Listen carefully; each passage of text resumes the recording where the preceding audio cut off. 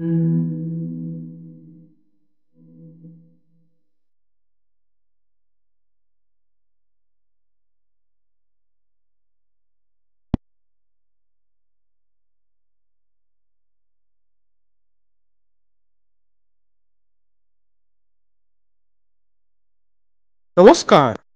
গল্পের বৈঠকে সকল শ্রোতা বন্ধুদের স্বাগত জানাই।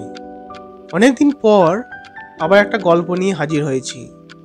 আজ প্রখ্যাত কথা সাহিত্যিক শরৎচন্দ্র চট্টোপাধ্যায়ের একটা গল্প আপনাদের শোনাতে চাই। শরৎচন্দ্র চট্টোপাধ্যায়ের জন্ম হুগলি জেলার দেবানন্দপুর গ্রামে 15ই সেপ্টেম্বর 1876 সালে। ওনার লেখা বিখ্যাত উপন্যাসগুলি হল বড় দিদি, পরিণীতা, পল্লী সমাজ, দেবদাস, চৈত্রহীন, শ্রীকান্ত, দত্তা প্রভৃতি। তিনি অনিলা দেবী ছদ্মনাম ব্যবহার করতেন। এই বিখ্যাত সাহিত্যিক 16ই জানুয়ারি 1938 সালে পরলোক গমন করে। তা চলুন শুরু করা যাক আজকের গল্প, শরৎচন্দ্র চট্টোপাধ্যায়ের লেখা লালু। আমাদের শহরে তখন বেজায় শীত পড়েছে। হঠাৎ কলেরা দেখা দিলে। তখনকার দিনে কলেরার নামে মানুষের ভয়ে হতজ্ঞান হতো। কারো কলেরা হয়েছে শুনতে পেলে সে পাড়ায় আর মানুষ থাকতো না। মারা গেলে দাহ করার লোক মেলা দুর্ঘট হতো। কিন্তু সে দুর্দিনেও আমাদের ওখানে একজন ছিলেন যার কখনো আপত্তি ছিল না। গোপাল খুড়ো তার নাম। জীবনের ব্রত ছিল মরা পুরনো। কারো অসুখ শক্ত হয়ে উঠলে তিনি ডাক্তারের কাছে প্রত্যহ সংবাদ নিতেন। আশা নেই শুনলে খালি পায়ে গামছা বেঁধে তিনি ঘন্টা 2 আগে সেখানে গিয়ে উপস্থিত হতেন। আমরা জনা কয়েক ছিলাম তার চেলা। মুখ ভার করে বলে যেতেন, ওরে আজ রাতটা একটু সতর্কে থাকিস, ডাকলে যেন সারা পায়। রাজদ্বারে শ্মশানে চ, শাস্ত্রবাক্য মনে আছে তো? আজ্ঞে আছে বই কি, আপনি ডাক দিলেই গামছা সমেত বেরিয়ে পড়ব। বেশ বেশ, এই তো চাই। এর চেয়ে আর পুণ্যকর্ম সংসারে নেই। আমাদের দলের মধ্যে ছিল লালুও একজন। ঠিকাদারির কাজে বাইরে না গেলে সে কখনো না বলতো না। সেদিন সন্ধ্যাবেলা বিষণ্ণ মুখে খুড়ে এসে বললে, বিষ্টু পণ্ডিতের পরিবারটা বুঝি রক্ষে পেল না রে। সবাই চমকে উঠলাম। অতি গরিব বিষ্টু ভট্টাচার্যের কাছে বাংলা স্কুলে আমরা ছেলেবেলায় পড়েছিলাম। নিজে সে চিররুগ্ন এবং চিরদিনের স্ত্রীর প্রতি একান্ত নির্ভরশীল। জগতে আপনার বলতে কেউ নেই। তার মতো নিরীহ অসহায় মানুষ সংসারে আমি দেখিনি। রাত্রি আন্দাজ 8টা হবে। দড়ির খাট বিছানা সমেত পণ্ডিত ঘিন্নিকে আমরা ঘরে থেকে উঠানে নামালাম। পণ্ডিত মশাই ফ্যাল ফ্যাল করে চেয়ে রয়েছেন। সংসারে কোনো কিছুর সঙ্গে সে চাহনির তুলনা হয় না, এবং সে একবার দেখলে সারা জীবন ভোলাও যায় না। মৃতদেহ তোলবার জন্য পণ্ডিত মশাই আস্তে আস্তে বললেন, আমি সঙ্গে না গেলে মুখাগ্নি কি করে হবে? কেউ কিছু বলে ওঠার আগেই লালু বলে উঠল, ও কাজ আমি করব পণ্ডিত মশাই। আপনি আমার গুরু, সেই সম্পর্কে উনি আমার মা। আমরা সবাই জানতাম শ্মশানে হেঁটে যাওয়া তার পক্ষে অসম্ভব। বাংলা স্কুল মিনিট 5 পথ। হাঁপাতে হাঁপাতে সেটুকু আসতেই তার আধ ঘন্টা বেশি সময় লাগতো। পণ্ডিত মশাই একটু চুপ করে থেকে বললেন, নিয়ে যাওয়ার সময় ওর মাথায় একটু সিঁদুর পরিয়ে দেবেন লালু? নিশ্চয়ই দেবো পণ্ডিত মশাই, নিশ্চয়ই দেবো, বললে এক লাফে সে ঘরে ঢুকে কৌটো বের করে আনলে এবং যত সিঁদুর ছিল সমস্তটাই মাথায় ঢেলে দিলে। বলো হরি, হরি বল, বলো হরি, হরি বল। হরি বল দিতে দিতে আমরা ঘর থেকে গৃহিণীর মৃতদেহ চিরদিনের মতো বার করে নিয়ে এলাম। পণ্ডিত মশাই খোলা দরজার চৌকাঠে হাত দিয়ে তেমনি চুপ করে দাঁড়িয়ে রইলেন। গঙ্গার তীরে শ্মশান অনেক দূর, প্রায় ক্রোশ 3 পথ। সেখানে পৌঁছে যখন আমরা সব নামালাম, তখন রাত 2টো। লালু খাট ছুঁয়ে মাটিতে পা ছড়িয়ে বসলো। কেউ কেউ যেখানে সেখানে চিত হয়ে শুয়ে পড়ল। শুক্লা দ্বাদশীর পরিস্ফুট জ্যোৎস্নায় বালুকাময় বহুদূর বিস্তৃত শ্মশান অত্যন্ত জনহীন। গঙ্গার ওপার থেকে কনকনে উত্তরে হাওয়ায় জলে ঢেউ উঠেছে। তার কোনো কোনোটা লালুর পায়ের প্রায় নিচের পর্যন্ত আছাড় খেয়ে খেয়ে পড়ছে। শহর থেকে গরুর গাড়িতে পোড়াবার কাঠ আসে, কি জানি সে কতক্ষণে পৌঁছাবে। 8 ক্রোশ দূরে পথের ধারে ডোমেদের বাড়ি। আসার সময় আমরা তাদের হাঁক দিয়ে এসেছি, তাদের আসতেই বা না জানি কত দেরি। সহসা গঙ্গার ওপারের দিগন্তে একটা গাঢ় কালো মেঘ উঠে প্রবল উত্তরে হাওয়ায় হু হু করে সেটা এবারে ছুটে আসতে লাগলো। গোপাল খুড়ো সভয়ে বললেন, লক্ষণ ভালো ঠেকছে না রে, বৃষ্টি হতে পারে। এই শীতে জলে ভিজলে আর রক্ষে থাকবে না। কাছে পিঠেতে কোনো আশ্রয় তো কোথাও দেখছি না, একটা বড় গাছ পর্যন্ত নেই। কতকটা দূরে ঠাকুর বাড়ির আম বাগানে মালিদের ঘর আছে বটে, কিন্তু অতখানি ছোটা তো সহজ নয়। দেখতে দেখতে মেঘে আকাশ ছেয়ে গেল, চাঁদের আলো ডুবলো অন্ধকারে। ওপার থেকে বৃষ্টিধারার শোঁ শোঁ শব্দ এলো কানে। ক্রমশ সেটা নিকটতর হয়ে উঠল।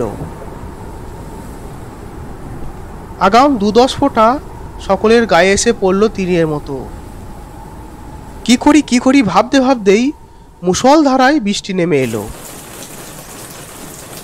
মরা রইল পড়ে। প্রাণ বাঁচাতে কে যে কোথায় ছুট দিল তার কোনো ঠিকানা নেই। জল থামলে ঘণ্টাখানেক পরে একে একে সবাই ফিরে এলাম। মেঘ গেছে কেটে, চাঁদের আলো ফুটেছে দিনের মতো। ইতিমধ্যে গরুর গাড়ি এসে পৌঁছেছে। গাড়োয়ান কাঠ ও শবদেহের অন্যান্য উপকরণ নামিয়ে দিয়ে ফিরে যাওয়ার উদ্যোগ করছে, কিন্তু ডোমেদের দেখা নেই। গোপাল খুড়ো বলল, ও ব্যাটাটা ওই রকমই, শীতে ঘর থেকে বেরোতে চায় না।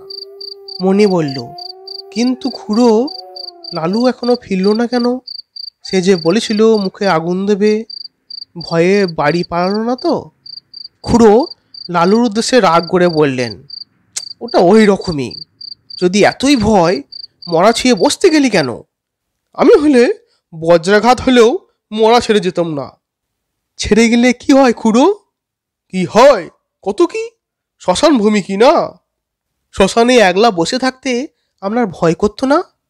ভয় আমার? অন্তত 1000টা মরা পুড়েছি জানিস। এরপরে মণি আর কথা কইতে পারল না, কারণ সত্যিই খুড়োর গর্ব করা সাজে। শ্মশানে গোটা 2 কোদাল পড়েছিল। খুড়ো তার একটা তুলে নিয়ে বললেন, আমি চুলোটা কেটে ফেলি, তোরা এক কাজ কর, হাতাহাতি করে কাঠগুলো নামিয়ে ফেল। খুড়ো চুলি কাটছেন, আমরা কাঠ নামিয়ে আনছি। নুরু বললে, আচ্ছা, মরাটা ফুলে যেন দ্বিগুণ হয়েছে না? খুড়ো কোনো দিকে না তাকিয়ে জবাব দিলেন, ফুলবে না, লেপ কাঁথা সব যে জলে ভিজেছে। কিন্তু তুলো জলে ভিজলে তো সে ছোট হয়ে যায় খুড়ো, ফুলবে না তো। খুড়ো রাগ করে বললেন, তোর ভারী বুদ্ধি, যা করছিস কর। কাঠ নামানো প্রায় শেষ হয়ে এলো। নুরুর দৃষ্টি ছিল বরাবর খাটের প্রতি। হঠাৎ সে থমকে দাঁড়িয়ে বলল, খুড়ো, মরাটা যেন নড়ে উঠল। খুড়ো হাতের কাজ শেষ হয়ে এসেছিল। কোদালটা ছুরি দিয়ে বললেন, তোর মতো ভীতু মানুষ আমি তো কখনো দেখিনি নুরু, তুই আসিস কেন এসব কাজে? যা, বাকি কাঠগুলো আন, আমি চিতাটা সাজিয়ে ফেলি। গাধা কোথাকার। আবার মিনিট 2 গেল। এবার মণি হঠাৎ চমকে উঠে 5-7 পা পিছিয়ে গিয়ে সব হয়ে দাঁড়িয়ে উঠে বলল, না খুড়ো, গতি ভালো ঠেকছে না, সত্যিই মরাটা যেন নড়ে উঠল। খুড়ো এবার হো হো করে হেসে উঠলেন। হেসে উঠে বললেন, ছোঁড়ার দল, তোরা ভয় দেখাবি আমাকে যে 1000-এর উপর মরা পুড়িয়েছে তাকে? নুরু বললে, ওই দেখুন আবার নড়ছে। খুড়ো বললেন, হ্যাঁ নড়ছে, ভূত হয়ে তোকে খাবে বললে। মুখের কথাটা তার শেষ হলো না, হঠাৎ লেপ কাঁথা জড়ানো মরা হাঁটু গেড়ে খাটের ওপর বসে পড়ল এবং ভয়ঙ্কর বিশ্রী খোনা গলায় চেঁচিয়ে বললে, না না, নুরুকে না, গোপালকে খাবো। ওরে বাবা রে বলে আমরা সবাই মারলাম উদ্ধশ্বাসে দৌড়। গোপাল খুড়োর সম্মুখে ছিল কাঠের স্তূপ। তিনি উপরের দিকে আমাদের পিছনে ছুটতে না পেরে ঝাঁপিয়ে গিয়ে পড়লেন গঙ্গার জলে। সেই কনকনে ঠান্ডা এক বুক জলে দাঁড়িয়ে দাঁড়িয়ে চিৎকার করতে লাগলেন, বাবা গো, গেছি গো, ভূতে খেয়ে ফেললো গো, রাম রাম রাম রাম রাম রাম রাম রাম রাম রাম। এদিকে সেই ভূতও তখন মুখের ঢাকা ফেলে দিয়ে চেঁচাতে লাগলো, ওরে নির্মল, ওরে মণি, ওরে নুরু, পালাস না রে, আমি লালু, ফিরে আয়, ফিরে আয়। লালুর কণ্ঠস্বর আমাদের কানে পৌঁছালো। নিজেদের নির্বুদ্ধিতায় অত্যন্ত লজ্জা পেয়ে সবাই ফিরে এলাম। গোপাল খুড়ো শীতে কাঁপতে কাঁপতে ডাঙায় উঠলেন। লালু তার পায়ে ধুলো নিয়ে সলজ্জে বললেন, সবাই তো জলের ভয়ে পালালো, কিন্তু আমি মরা ছেড়ে যেতে পারলাম না, তার লেপের মধ্যে গিয়ে ঢুকে পড়েছিলাম। খুড়ো বললেন, বেশ করেছিস বাবা, বেশ করেছিস, খাসা বুদ্ধি করেছিলি। এখন যাও, ভালো করে গঙ্গা মাটি মেখে চান করো গে। এমন শয়তান ছেলে আমার বাপের জন্ম দেখিনি। তিনি কিন্তু মনে মনে তাকে ক্ষমা করলেন। বুঝলেন, এত বড় ভয় শূন্যতা তার নিজের পক্ষেও অসম্ভব। এই রাত্রে একাকী শ্মশানে কলেরার মরা, কলেরার বিছানা, এসবই সে গ্রাহ্যই করলে না। মুখে আগুন দেওয়ার কথায় খুড়ো আপত্তি করলেন, না না, সে হবে না, ও মা শুনতে পেলে আমার আর মুখ দেখবেন না। সপ্তাহ শেষ হলো। আমরা সবাই গঙ্গা স্নান সেরে যখন বাড়ি ফিরলাম, তখন সবে মাত্র সূর্যোদয় হয়েছে। আজকের গল্প এখানেই শেষ হলো। আবার একটা নতুন গল্প নিয়ে আসবো খুব তাড়াতাড়ি। আজকের গল্পটা কেমন লাগলো সবাই কমেন্ট করে জানান, আর ভালো লাগলে একটা লাইক অবশ্যই দেবেন। আর আমার চ্যানেলে আরো ভালো ভালো গল্প শুনতে সাবস্ক্রাইব করতে কিন্তু ভুলবেন না। So please subscribe.